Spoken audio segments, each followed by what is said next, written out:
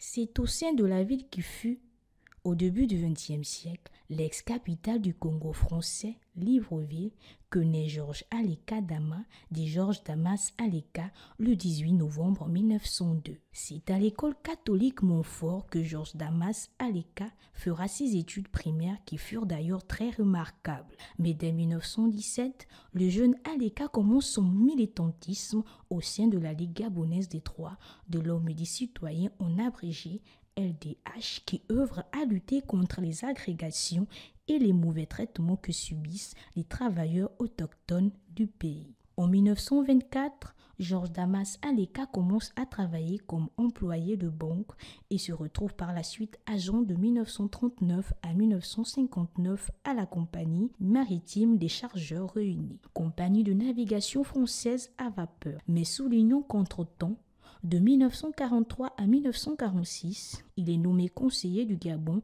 auprès du gouverneur général de l'Afrique équatoriale française à Brazzaville. Les Gabonais connaissent leur hymne national sans souvent véritablement connaître le parcours de son auteur-compositeur. Cette composition musicale destinée à représenter une nation dont les protocoles nationaux et internationaux comprennent 4 couplets et un refrain, est régulièrement entonnée dans les casernes militaires ou encore dans les écoles et lors des cérémonies officielles. Elle a pour nom La Concorde et est l'œuvre d'un homme qui n'est qu'autre que Georges Damas Aleka.